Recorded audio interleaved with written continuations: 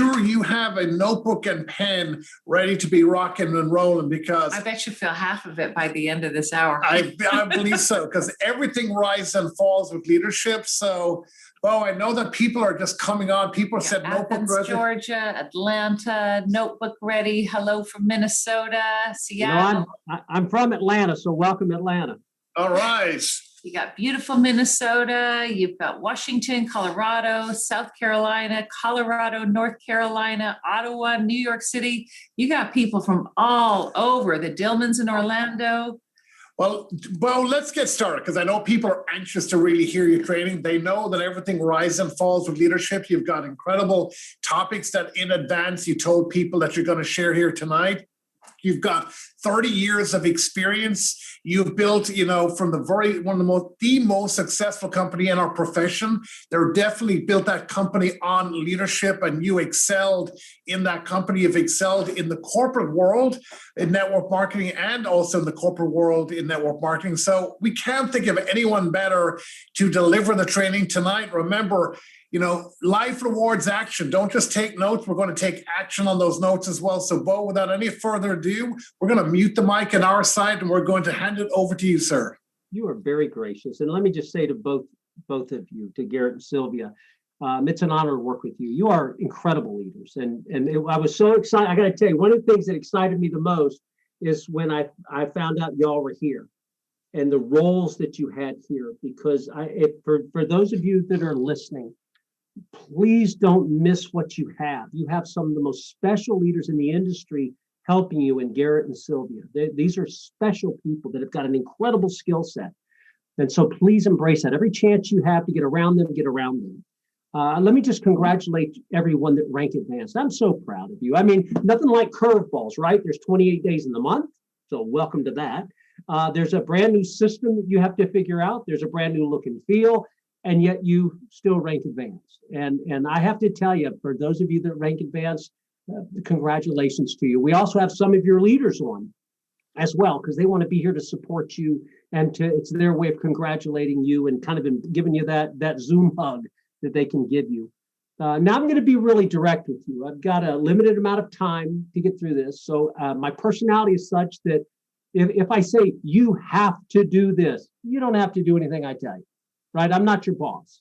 I'm here to serve you. I'm here to work with the corporate team to create an environment where you can thrive, you can grow, you can accomplish your goals and your dreams. This is about you, completely about you.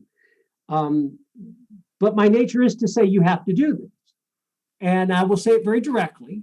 And so just on face value, understand that you don't have to. I would, but you don't have to.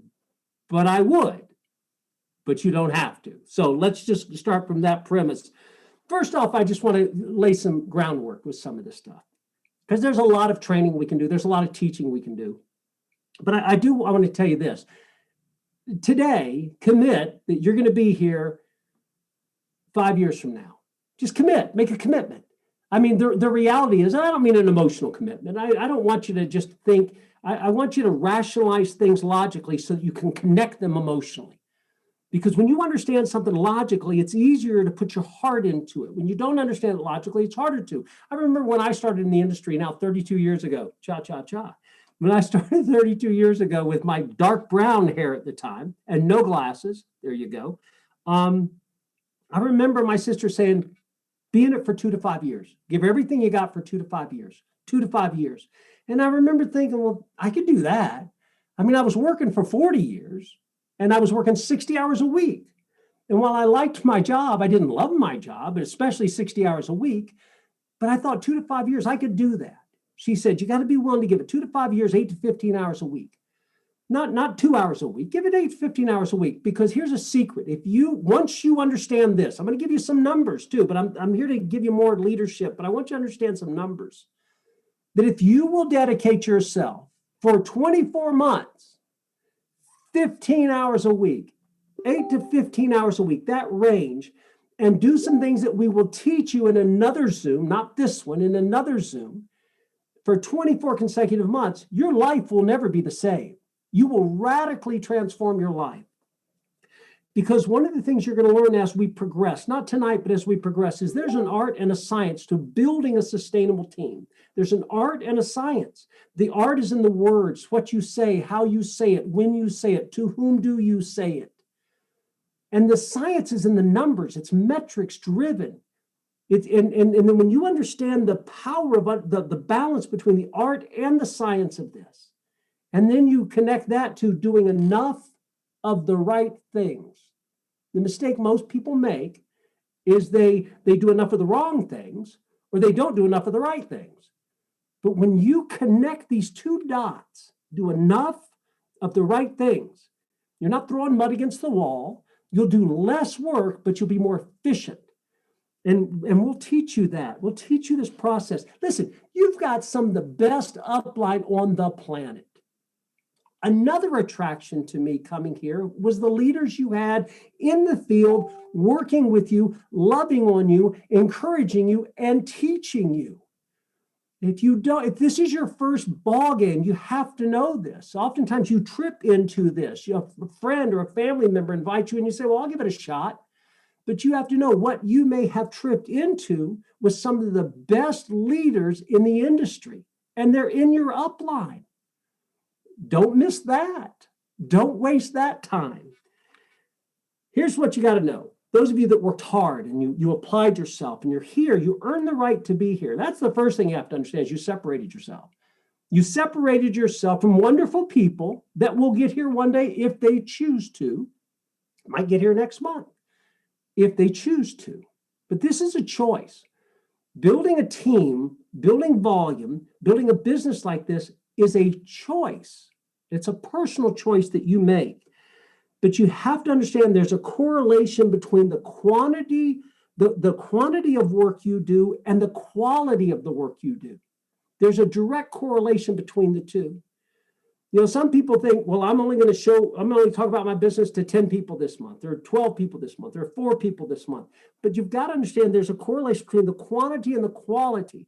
Statistically, 10% of the creators, 10% of the workers produce 50% of the volume, 50% of the creations. 10% of the artists produce 50% of the works of the masters. It's always that small group that does these big things. Think of it this way: that Pablo Picasso produced 20,000 pieces of art. Einstein wrote more than 240 papers. Bach wrote a cantata every week. Edison filed 1,093 patents. Richard Branson started 250 companies. Name 5. Name 6. Maybe you can name 6. But he started 250. There's a direct correlation between the quality and the quantity.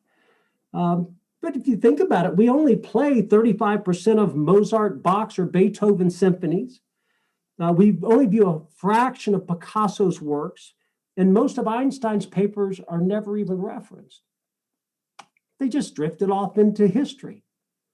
But it was the quantity of the work they did produced the quality of the work they did. And the more you do, the better you'll get. The better you get, the more people will talk about what you do and how well you do it. There's a psychologist by the name of Dean Simonton. He's from the University of California, and he wrote a book called The Origins of Genius. And here's what he said: innovators don't produce because they are successful. They are successful because they produce. And the reason I want you to know that, and the reason I think it's really important to kind of lay the foundation of this with that, is oftentimes the work you do in this is monotonous and boring, and you don't want to do it. And I understand that. I really do. You got to understand, I'm OCD. Literally, I had a moment. I called Garrett from the car. I said, Garrett, I'm having an OCD moment. What time does it mean? And I think I'm late. He goes, no, you got another hour. I'm like, okay, that's great. But I'm OCD. And I mean, literally OCD. I mean, I'll tell you what happened when I was a kid. When I was what's called a checker. I would check the doors to make sure they were locked. I would check the door. I mean, as a teenager, we had this one door in the house that if you checked it enough, it would unlock itself. And so I would check it till it unlocked and work up a sweat. I mean, it was horrible. Some of you know what I'm talking about. My dad had OCD, his mother had OCD. It's hereditary. But here's what happened to me when I was about 18 years old.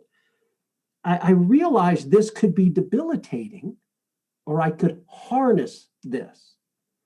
Harness this. What if I could harness this repetitive thing that I have in my brain and apply it to something productive? You'll find a lot of people that are really successful, they're ADD, they have OCD, they've got something they had to learn how to harness. And so when I got involved in this industry, it was great because I said, well, how do you do this? And they said, well, it's a simple process. You're going to build a list, you're going to contact and invite, you're going to share your products and opportunity, and you're going to follow up. And I was like, okay, what next? They go, well, you're going to build a list, you're going to contact and invite, you're going to share your products and opportunity, and you're going to follow up. And you do it again and again. And I got to tell you, for somebody that has OCD, I thought this is the greatest thing in the world. I can do this. I can literally do this, because every time I did it, it was like it was brand new. And so I was willing to go through this. Now, was the work boring at times? Yes, of course it was. It was monotonous. It was all these things that you have to go through. But let me tell you something. Go through it. It's worth it. It's worth whatever you have to do to get what you want in life. I mean, I'll talk in a few minutes about reading books. I didn't like to read books. Matter of fact, I read Cliff Notes and chapter summaries, and I'm not bragging about it. It's embarrassing at 62 to think of what I did when I was 18, 19, and 20. I read Cliff Notes and chapter summaries to get out of the second oldest college in the country. And when I got started in business, they said, you need to think deeper. You need to be more empathetic. You need to relate to more people. You need to understand more about what other people are going through. You need to read books. And so I said, well, I'm not going to read books. And they said, no, you need to read books. And my attitude was, I will do everything you say, but that. And it's the but that is going to kill you in your business. But that. I will do everything but that. Everything but that. No, you do everything. The person that's teaching you how to do this has your best interest at heart. Is there something in it for them? Well, that's the beauty of it. And there's something in it for you when you help somebody else. But that's why you want to give them your best. But here's what happened to me. I mean, I was the guy that if you gave me a book, I'd read it for 3 minutes and fall asleep. For those of you that don't like to read, I understand. I used to hate it. I went from hating to read, to begrudgingly reading, to liking to read, to loving to read, to writing books. On the other side of everything you do not want to do lives everything you want. Know that. So when you come up against this friction within yourself that says, I don't want to do that, that means that's something you should do. That's something you should do. Okay, so let me get to the actual agenda, the things I wanted that we wrote down that we're going to talk about tonight. And just follow me on this. The first one is your business is a revolving door. Understand, your business is a revolving door. There's always people coming, and there's always people leaving. Now, you wish the people would always stay, but they don't, because it mirrors life. Life is a revolving door. Schools are a revolving door. Churches are a revolving door. Synagogues are a revolving door. Name your neighborhood's a revolving door. Friends are a revolving door oftentimes. There's always people coming and always people going. I mean, when you look at where you live now, did you live there 10 years ago, 20 years ago? Your neighborhood revolves. And so if your business is a mirror reflection of life, then you have to ask yourself who's coming in and who's going. If your business is constantly bringing people in and people going, who's coming and who's going? Now, I want you to picture this on a kind of a continuum of a scale of 1 to 10. And I call this about leadership acumen, because the truth is this. I hear Garrett say this all the time. And if you don't believe this is going to be one of those direct comments. You're wrong. You're wrong. This is all about leadership. Your business will rise and fall based on your ability to lead yourself first.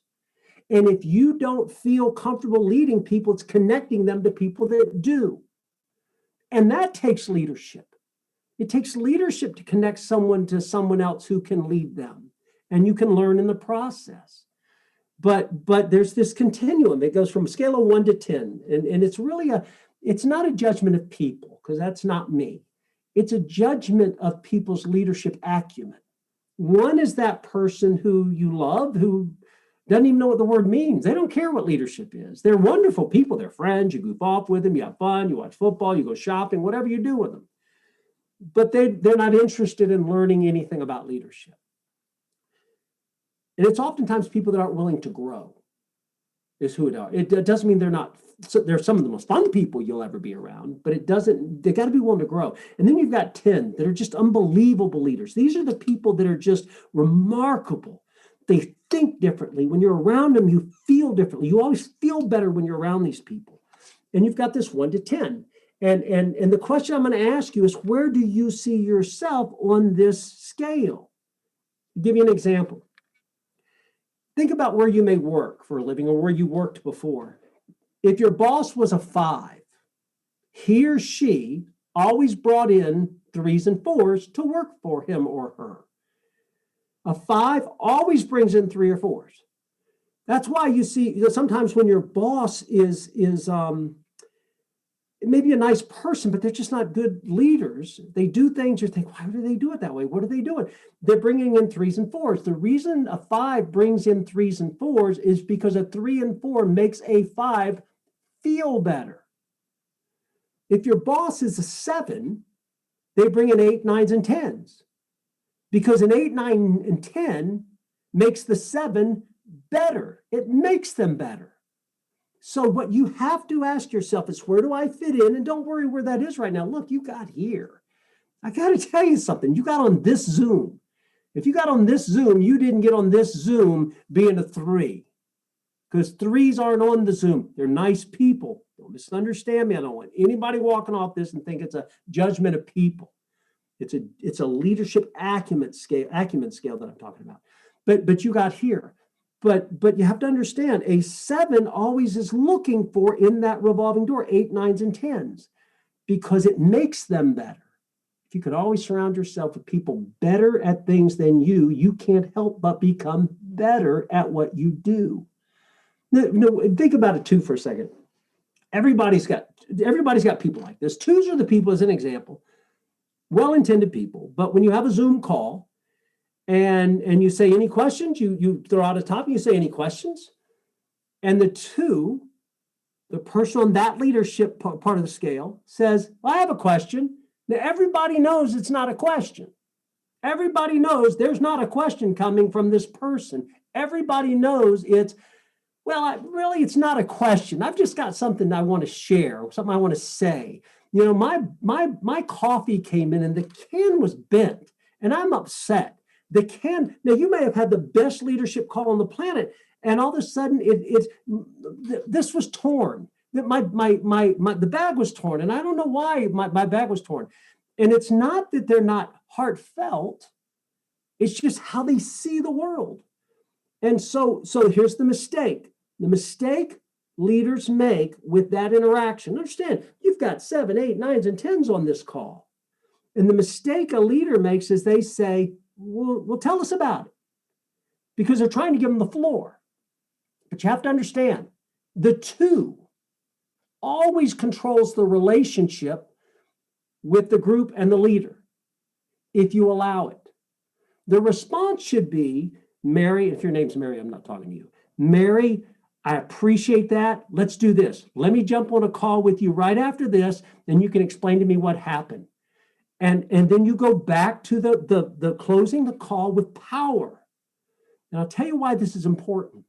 If every time that person speaks out to criticize and complain, and you give them the floor in front of the 7, 8s, 9s, and 10s, all the people actually doing the work, what happens is the 2 who controls the relationship, if you allow it, calls all their friends who are generally 2s and 3s and says, you should come here. This is great.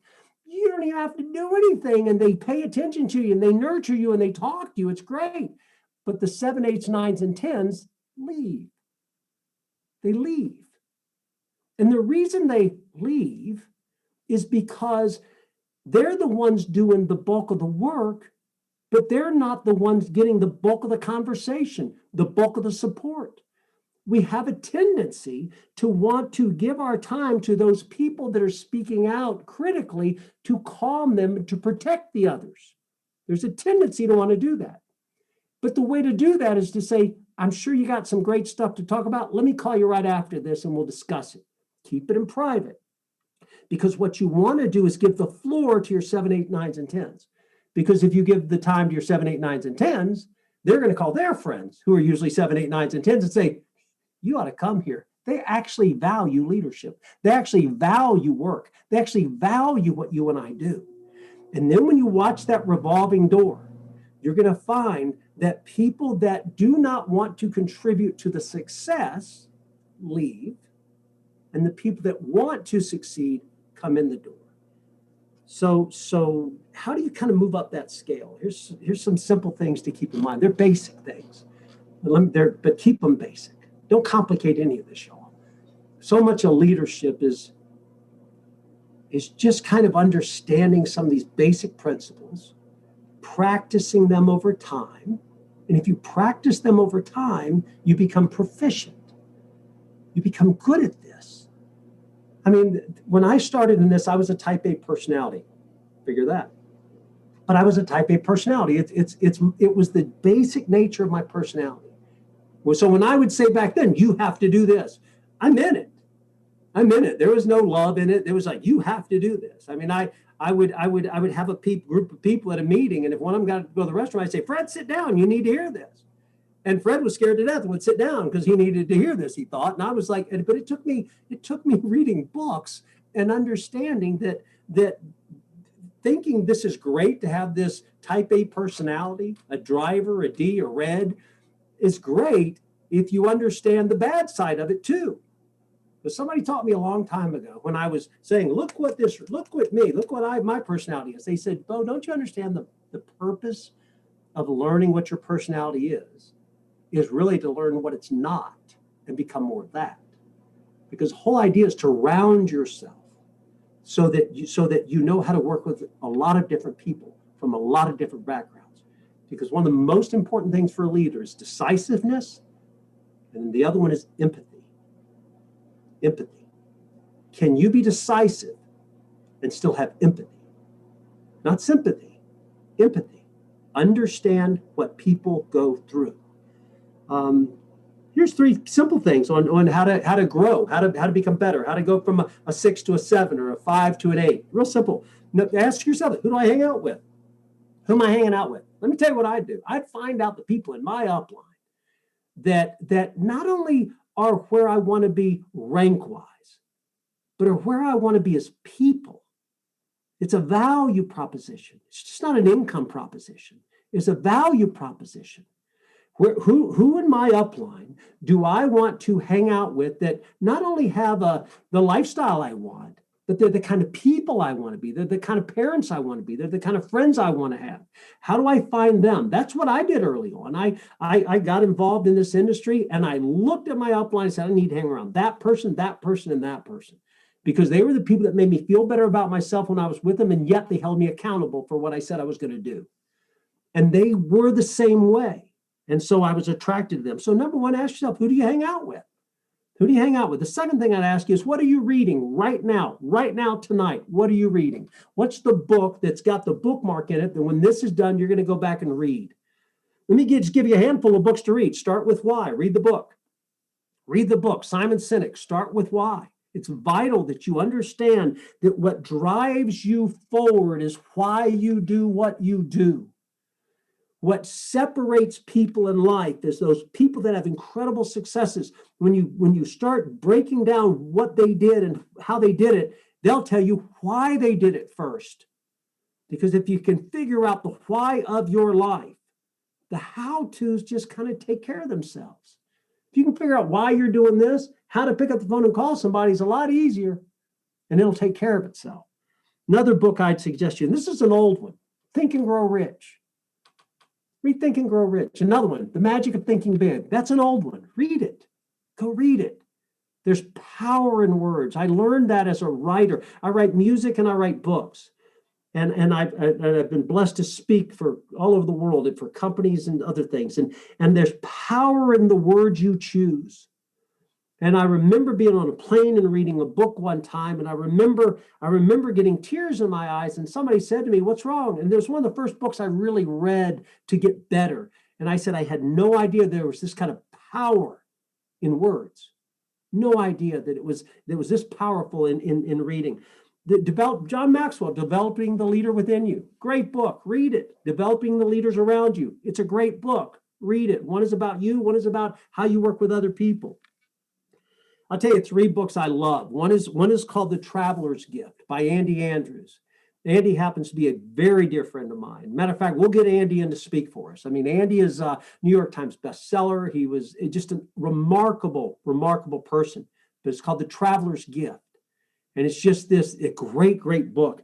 Another one is called The Tipping Point by Malcolm Gladwell. And you have to understand, the more work you do, the more success it creates, even if you can't see it. And then there comes this point that it tips. See, I don't believe that you make a decision to do this. I believe you make a decision to look at this. I believe you make a decision to do a follow-up. I believe you make a decision to say yes. I believe you make a decision to buy the products. I believe you make a decision to use the products. I believe you make a decision to be on AutoShip. I believe you make a decision to show it to a customer. I believe you make a decision to go to the meeting. I believe you make a decision to take notes at the meeting. Then you build decision on top of decision on top of decision on top of decision. And then at one moment, it tips. And it's when it tips, it's that moment that your business starts to grow and starts to explode, and people look at you and they say, "Gosh, look at you." And you want to say, "No, you don't understand. I made thousands of little decisions. I made a decision to rank up, to be here. That's a decision." These are powerful things you do. And your life is defined by these things that you do or you don't do. And shame on us for not doing what we know we should do, because life is entirely too short. Another book I would highly recommend to you is called The 5 Love Languages. It's not just about your relationship with your significant other in life. It's your relationship with your team and other people. And the 5 love languages talks about, it's things like gifts. Your love language may be gifts or words of affirmation or physical touch or time. There's 5 love languages. And what happens is you start to learn that, like mine are words of affirmation and physical touch. I'm defined by that. I'm kind of easy. You can come up to me, pat me on the back, say, "Bo, you're great," pat me on the back. And I'm like, "This is great." Because I used to, that's kind of, I like words of affirmation and physical touch. That's why you'll always, oftentimes, if I don't know you, I will give you words of affirmation and high five you, pat you on the back and say, "Good job," because it's my inclination. It's my love languages that I speak. But what you're going to learn to do with that is you're going to learn when you have somebody in your group whose love language is time. Their love language is time. And yours may be words of affirmation. If you call them up and say, "Mary, I just got to tell you, I'm proud of you," Mary's going to say, "Okay."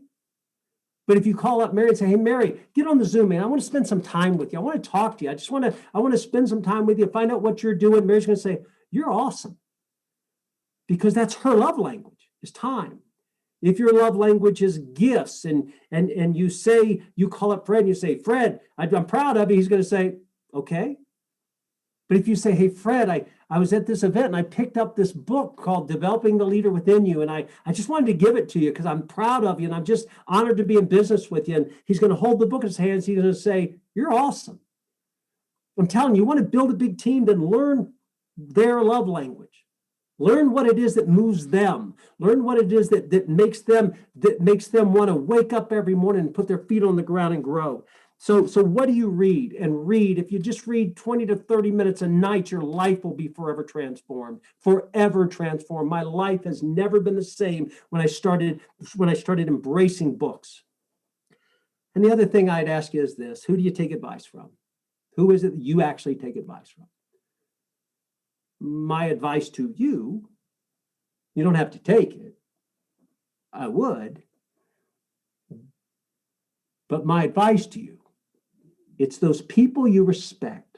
It's those people you admire. Not just what they make, but what makes them.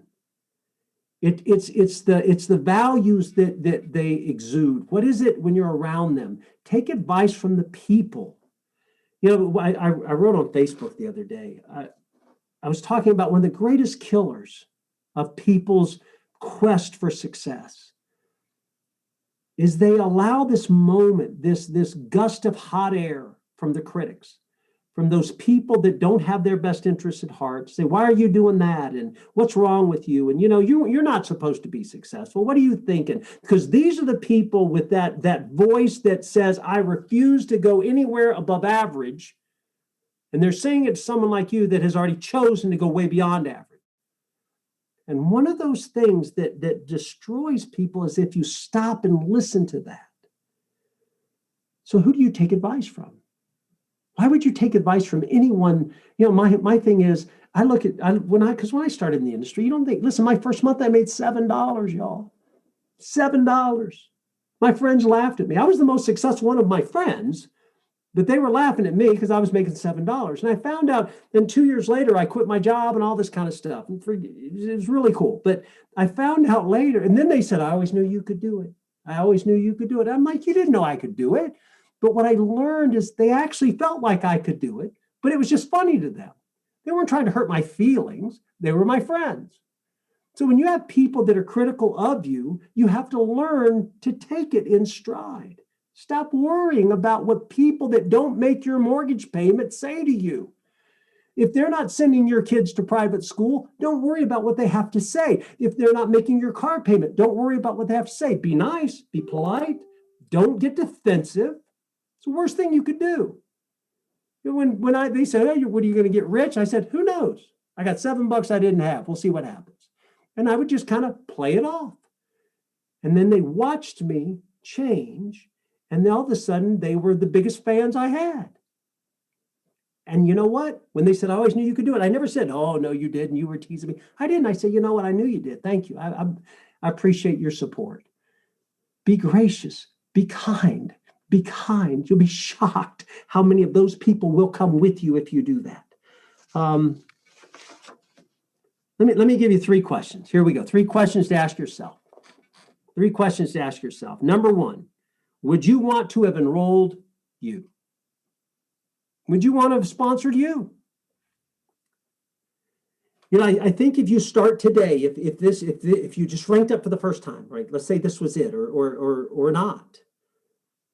I want you to envision your business with 5,000 people in it. Today, 5,000 people in it, buying products, selling products, going to meetings, all in. The reason I say that is you will behave differently when you have 5,000 people. Or if you want to get to 5,000 people, you'll behave as though you do. And if you're willing to behave as though you do, you will have 5,000 people. That's why if you'll hear Garrett and Sylvie say, hey, there's a book, the 21 Irrefutable Laws of Leadership. Read that book. And you don't, you're not hurting anyone but you. It's just you. And it doesn't mean you're ready. You may be ready later. Just don't quit. You may be ready later. I mean, for the first 8 months of my life in the industry, I quit every day over and over. I'd quit multiple times a day. I hate this. I don't like this. First time I called somebody, I remember I walked into my office because I thought this was going to be a cakewalk. I walked into my office. I mean, who couldn't see what I see? It's human nature not to see as big as you see. It's human nature not to. I walked into my office and my phone, which was about this big, had grown to this size, and it was breathing and had hair growing out of it. And it was the scariest thing I ever did in my life. It frightened me. And so I was quitting every day multiple times. And I got back in every day multiple times because I committed for 2 to 5 years. Would you have wanted to enroll? Would you have wanted to sponsor you? I hope the answer is yes. I said on a call recently that the greatest thing about this business is people. The worst thing about this business is people. What you have to decide, are you going to be the greatest or the worst thing about your business?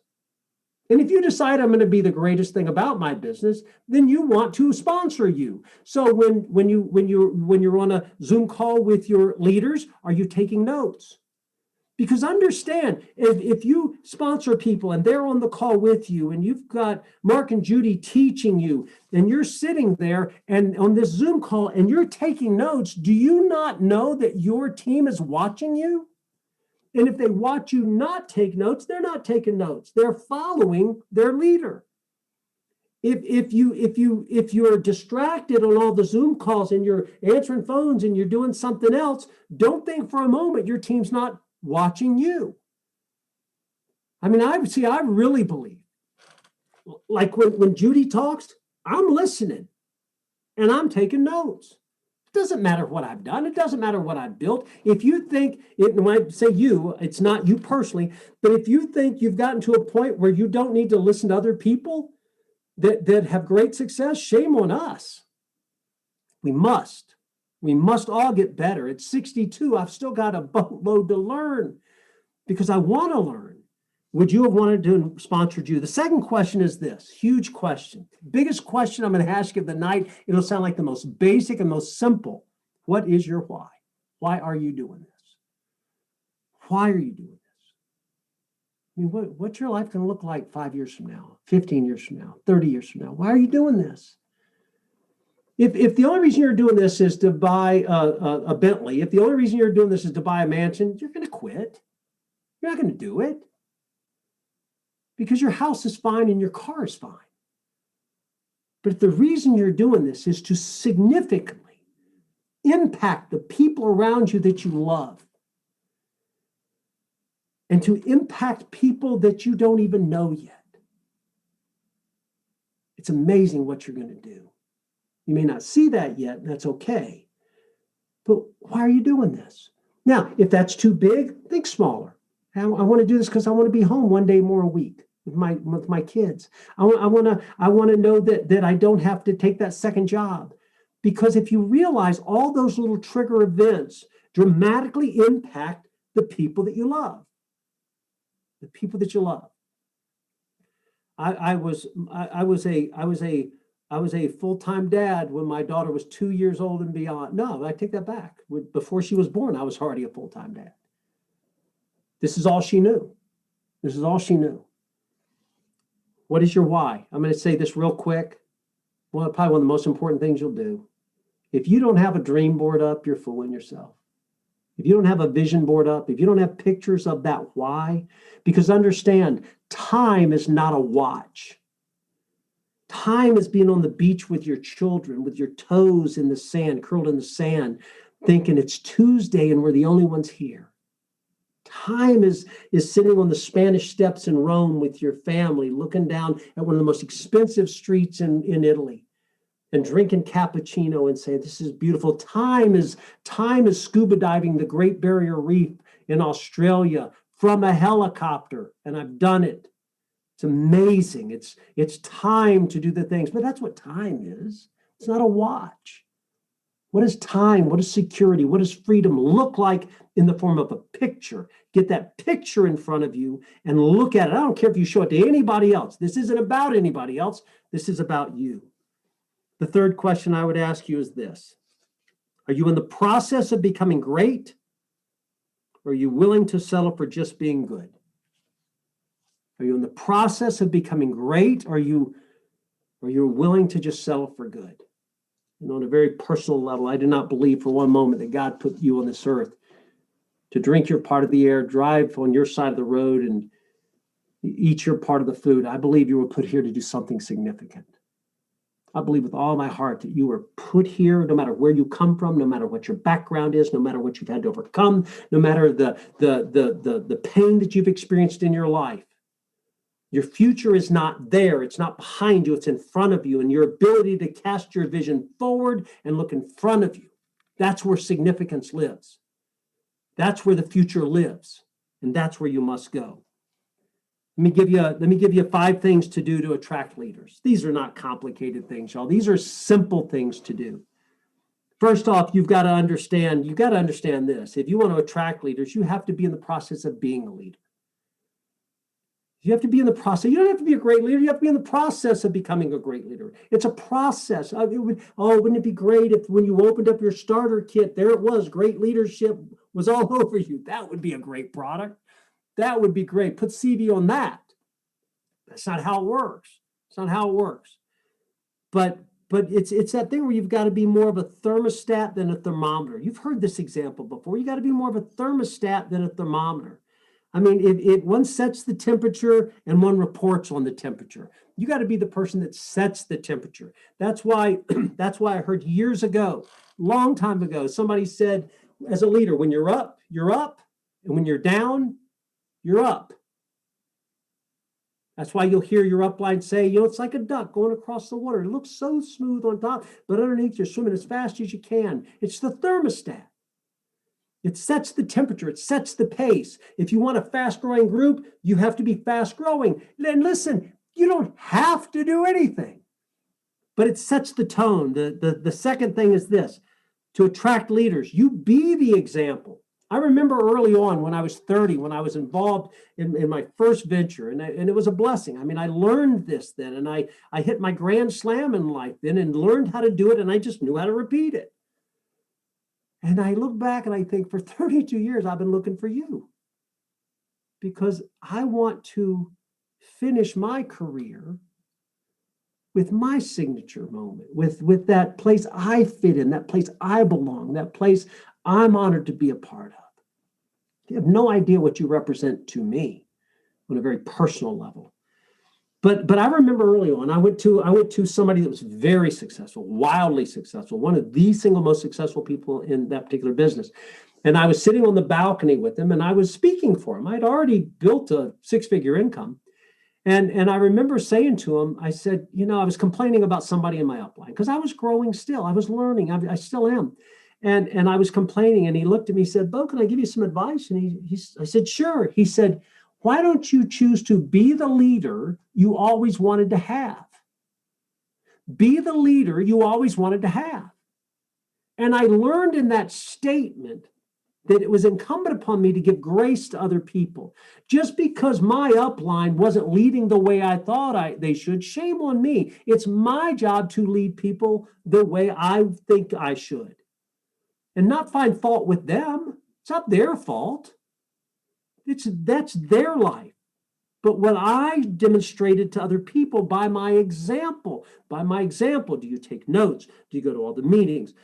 Are you a product of the product? Are you always talking to people? Are you willing to tell people you messed it up? Do you have enough vulnerability about you that you want to say, yeah, I messed that one up?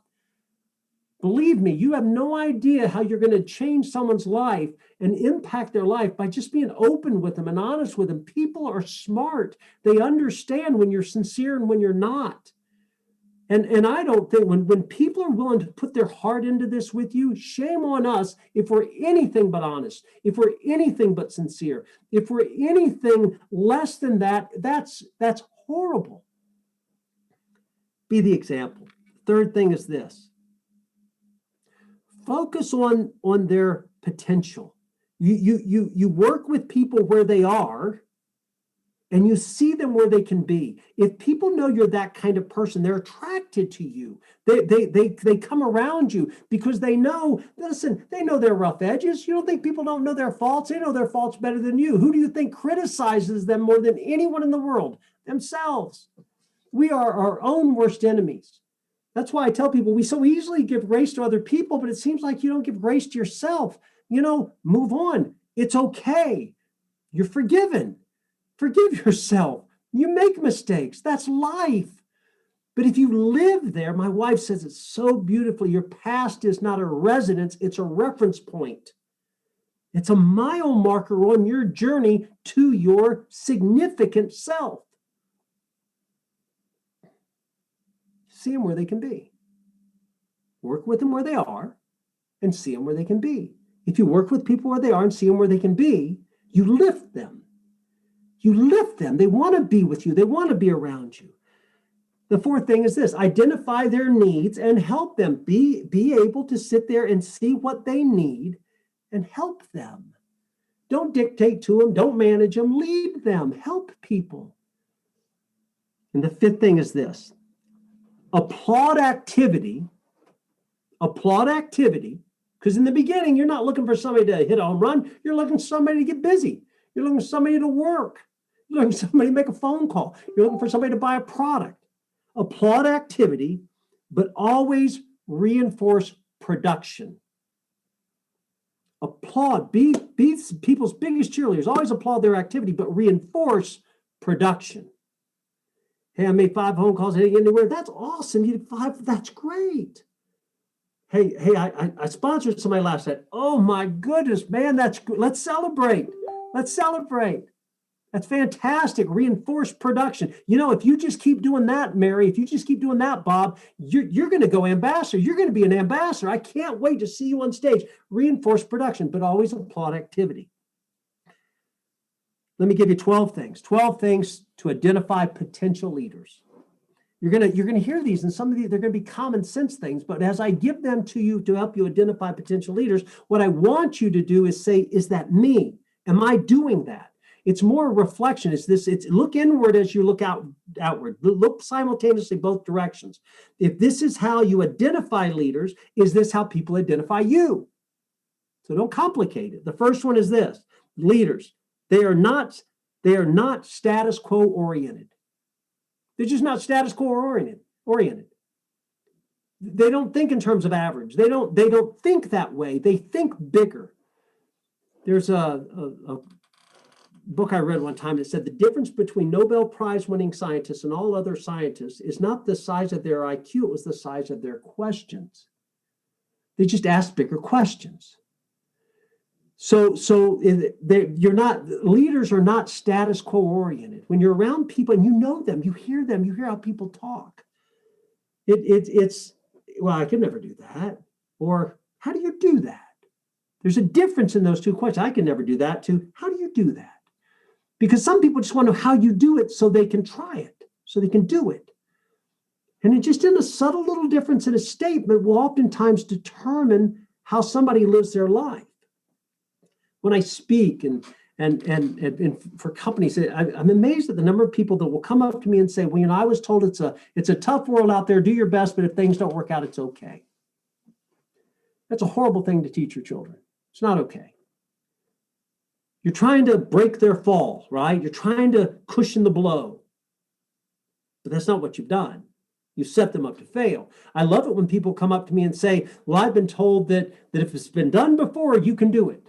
That's a great thing to tell your children. But let me tell you what I was taught by loving parents that were, I had a life that a lot of people didn't have. I had very nurturing parents. Now, here's what they taught me. Even if it's never been done before, you can do it. Why not you? Somebody's going to. Why not you? My advice to you is to understand that if you are unwilling to accept the status quo, you can do it. Now, you may think, I don't know that I can. Well, then get on the shoulders of someone that has. This is the only business on the planet. It takes, according to Malcolm Gladwell, it takes 10,000 hours to become an expert. Okay, takes 10,000 hours to become an expert. Repetitive behavior, doing something over and over again to become an expert. But it doesn't take 10,000 hours to make a lot of money doing this. It takes you being willing to stand on somebody's shoulders that's got 10,000 hours and they're the expert, and you let them help you make money in this. And while you're making your life, you're learning and becoming an expert. The second thing is this: to identify leaders, they spend more time listening and less time talking. They listen, they listen, they listen. They listen to people that have something of value to say. The third thing is this: they follow example. They follow example. Great leaders, here's what you have to know. Great leaders are great followers. When I was president of the American Leadership Foundation, I had 5 U.S. senators that sat on my board. I had the former chairman of the Joint Chiefs of Staff. I had the former head of the DEA. I had this remarkable group of people. And when you would ask them, you would talk to them about their leadership and where it came from, they would always say this: well, I had a great mentor, or a mentor told me once. And what is a mentor? It's someone they followed. Oftentimes, the difference between great leaders and leaders that aren't is the great leaders show better discernment in whom they chose to follow. So there's nothing wrong. I'm a follower. I've just followed really great people. They follow example. Number 4, they're very focused and consistent workers. Now listen to me for a minute. Leaders are very focused and consistent workers. They're doers. They're not barking out orders of what you should do. They're not managing their team. They're leading their team by their example. And they do it consistently. Now, do you fall into management mode sometimes? Yeah, that's life. Now get out of it and lead again. That's all. All this stuff happens. Everybody does it. I've fallen into the management mode when building teams. And then I had to look in the mirror and say, pal, how do you expect people to manage their group and to lead their group when you're managing yours? They're very focused and consistent. Listen, all leaders are workers, but not all workers are leaders. Remember that too. All leaders are workers, but not all workers are leaders. Because it's a choice. There's this divide, and if you choose to cross it, you can lead people. Number 5, they don't carry a grudge. They don't carry a grudge. Leaders don't carry grudges. And here's my point. When you're building a business, it has to do with people. It has to do with personalities. It has to do with pain. It has to do with history. It has to do with baggage. We all got baggage. I mean, all of us have something in us that no one knows about that we carry with us. It's baggage. And there's a tendency you can get your feelings hurt, and your upline could say something to you that hurts your feelings, and you'll hold a grudge. Get over it. Get over it. Life's too short. Grace. Give grace. Give grace. Forgive people. People are trying to figure this out as best they can. Love them through it. Even if it's in your upline, love them through it. But leaders don't carry grudges. They get over things. Doesn't mean they're not impacted by things, but they get over them. Number 6, they accept change. Listen, if you want to identify a leader, is this you? They accept change without feeling hassled. They accept changes. Hey, we're changing the website. Okay, we'll figure it out. Hey, this is going to change here. Okay, we'll figure it out. I remember when I first started, we were growing so fast. We were going from $900 million to $6.5 billion in 6 years. We were out of products all the time. Sometime? No, all the time, it seemed like. So we didn't call them back orders. We called them CIs, coming in. They're coming in. I don't know when, but they're coming in. We weren't hassled by it. But some people get hassled by things, but leaders accept changes without feeling hassled. Does that mean that things aren't a hassle? No, things are a hassle. Of course they are. But they don't let it affect them in that way. They learn to be bigger than their circumstances, bigger than their problems. Number 7, they instinctively know. Now, this is critical. You want to identify a leader. They instinctively know that you have their best interest at heart. So they assume your motives are pure with them because they know you have their best interest at heart. Look in the mirror. When you call someone on your team, are you calling to help you or are you calling to help them? If you're calling to help you, hang up the phone. It's not a call you need to make. If you're calling to help them, call them. You want to rank advance? Okay, go down into your organization, find out who needs to rank advance. Help them rank advance. You drive a business from the bottom up. You build it initially from the top down, but you drive growth from the bottom up. Number 8, they want this is important. This is a big one. This is where I find that people trip here. It's a trip is all it is. They want your assistance whenever offered, but never use the lack of it as an excuse to do nothing. A real leader wants your assistance when it's offered, but they don't use the lack of it as an excuse not to do anything. They're going to do it no matter what. You want to offer help, they'll take it. You don't offer help, they'll still do it.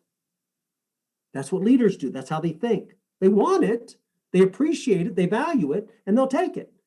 But if you don't offer it, they're still going to do it. And here's what's interesting. You want to help people like that more. You want to work with people like that more. It's kind of like I tell people all the time, when I say guy, I mean man or woman. So I don't mean it's man or woman. If you have to be the guy, you will never be the guy. But if you wanted to make everybody else the guy, you'll always be the guy. You'll find great leaders. I see Mark and Judy do this. I mean, they're really good at just empowering people and saying, go get them. You can do this. This is you. This is you. And you just watch these people. I mean, I watched Brittany on a call the other day. She was so eloquent and so direct with people. Hey, you don't have to do that. If you don't want to do that, we're proud of you for being here. I'm proud of you for being here. I'm proud of you for being here. It attracts people. That's what attracts people. Number 9, they speak positively about you and others. They speak positively about you and others. If you want to identify leaders, you know they speak positive. They're always speaking positively about you and other people. They're not speaking positively about you and gossiping about other people. They're speaking positively to you and about other people. Even some people they may want to gossip about. They don't, because it serves no purpose when you're building a cohesive team to gossip about anybody. It only serves you to lift up everybody. Number 10, they are not defensive, but are always open to learning. They're not defensive and are always open to learning. Sometimes when you want to give correction, gentle correction to people, understand you're not their boss, right? It'd be great if you were. That would be awesome. You could just say, do this, and they would do it.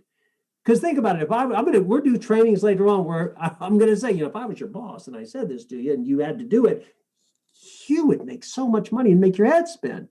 But you don't have to.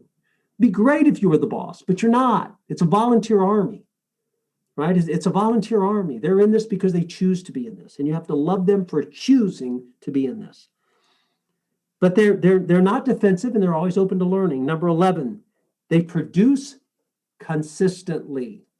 Leaders are not sporadic. They're consistent. That doesn't mean they always overproduce everybody, but they're consistent in their production. They're consistent in their words. They're consistent in their actions. They're consistent in the behavior. Because isn't that what you want? Don't you want to work with people that are consistent, not erratic? Because you don't want to hold your breath. Think, if I call them today, are they going to scream at me? You want to know they appreciate the fact because they know you have their best interest at heart. And number 12, you never doubt their intentions. You never doubt their intentions. They never doubt intentions. This is the great thing about leaders. You don't doubt their intentions and they don't doubt yours. I heard somewhere one time, I thought it was so powerful, said that we judge ourselves on our intentions and others on their actions. If you're going to judge yourself on your intentions, be kind enough to judge others too, similarly. Okay, last thing is this. Here's what's going to happen to you over time. Over time, the game is going to slow down. When I played college football, it was interesting because when I played high school football and any sport, anything like this, forgive my reference to football, but it's my background. But when I got to college, it was a faster game. It was a faster game than it was in high school. The pros much faster than college. It's just it moves at a faster pace. People are faster. They're stronger. They're quicker. But what happened is, and I had a very good college career. So when I got to college, there were these moments that I saw it. The game slowed down. It's like when you're around your upline who's very gifted and they've done this a long time, and you watch how they handle people. It's like they just say the right thing at the right time. Because the game slowed down to them. They're proficient. The game slows down. The better you get at this, the slower they get. The people will give you well, I don't have time. I don't want to do it. It's not my personality. I had a friend who tried it and said it didn't work for them. All these silly things. Well, I'll listen. I'll even give you ways to overcome one-liners to overcome every one of those. The top 10 objections. I'll teach you. I know Garrett and Sylvia do this all the time, but I'll teach you these things too. How do you overcome this in a line, in a sentence, in a word? But you'll see the game will slow down. That's why when you watch your upline, they just seem to handle the same situation with so much more grace and so much calmer. They're calm. They don't get defensive. My wife's a great builder. I mean, my wife's, I believe, a better builder than me. I can't wait to meet Ronnie. You're going to love Ronnie. You're going to love Ronnie. I love Ronnie. So you're going to love Ronnie. She changed my life. She is the greatest human being I've ever met in my life. But she was also a soccer coach, and a talented soccer coach. She took a team that hadn't won a game, I don't think, in years, and all of a sudden high school, and then just boom, they're in the playoffs. I mean, she just has this gift of getting the best out of people. But she used to teach her players this. It's called situational awareness. And this is when you start to see how the game slows down. She would say this: the player that can execute the right move at the right time under pressure becomes the great player. She said everybody in practice without somebody on them could execute the right move at the right time. But when you put them under pressure, things changed. And here's what I want you to know as we wrap it up. You keep doing what you did to get here. You keep doing the things you don't want to do when you don't want to do them. You recognize that inside of you is the heartbeat of a lion. You are more than a conqueror. You must know that about you. You were put here to do something remarkable. And as you go through this process over and over again, you're going to find yourself executing the right move at the right time under pressure. And the game slows down, and the team gets bigger, and there's more volume created. And your family looks at you and says, look what you did, Mom, you did it. You did it. You did it. Dad, you did it. Mom and Dad, we're going on that vacation. You told us we're going to do it because you did it. So here's what I want you to do tonight. Make another decision, please. I don't want you to walk out of here excited. If you do, it's great, but I don't care if you do. I want you to walk out of here committed. Because I believe with all my heart that when a man or a woman is committed, and that's when the emotion's gone, the lights have dimmed, the band stops playing, all the excitement's over. What's left is the difference. And that's commitment. When you make a decision to do something worthwhile in your life, when you make a decision to finish what you start, with, in my opinion, some of the most remarkable people on the planet, it is an honor to be with you. It's an honor to be here with you.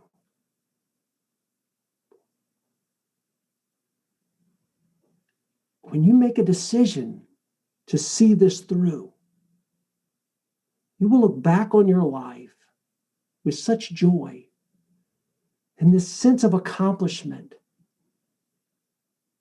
because you did what you said you were going to do. And you are blessed for doing those things. Love people, nurture people, believe in people, encourage people. Please be kind to people and lead people. And I'm so proud to work with y'all. God bless you. Thank you so very much. Bye-bye.